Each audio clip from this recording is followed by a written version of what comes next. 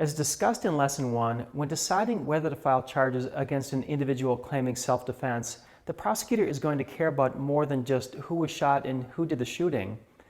As outlined in our scenarios, the prosecutor will analyze each time slice of the incident in an attempt to understand exactly what occurred, including whether you started the ball rolling or kept it rolling.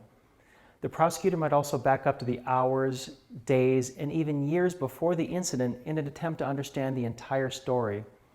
In part, they'll want to know whether you knew the other individual and if there was any history of bad blood. In other words, just how far back does the timeline extend? Something that might surprise you is that one of the very first things that the prosecutor and police investigators will do is to see what's on your Facebook page. The reason they'll do that is that they want to know, what kind of person are you? Your Facebook page will give them some insight into that as they look at your pictures, your opinions and philosophy, and your behavior. If you're in the habit of posting drunken pictures or photos of you and your friends in dangerous activities with your firearms, or if you comment on someone else's racist joke with a like, that might be all the prosecutor needs to trip you up in court. You have to realize prosecutors are like debaters. Their goal is to either win the debate or not to play at all. Any evidence that you've left lying around out in cyberspace is fair game, including anything that you've ever written, posted, emailed, blogged, texted, or tweeted. The prosecutor is also going to look at other details surrounding your case, including whether there was any alcohol in your blood. Even if your state doesn't completely ban drinking while carrying, even a trace of alcohol in your blood can kill your reasonable person argument with a jury, and the prosecutor knows that.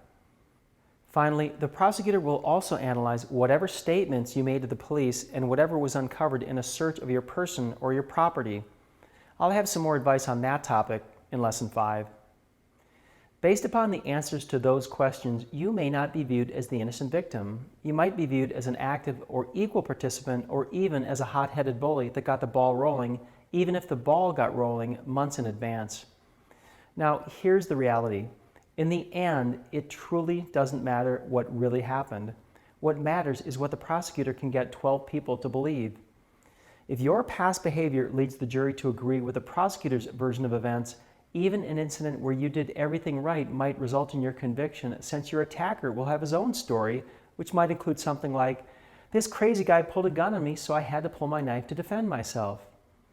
Who will the prosecutor and jury believe? My best advice? Be nice to everyone, be smart about alcohol use, and don't ever say, email, text, or post anything that could help a prosecutor's case.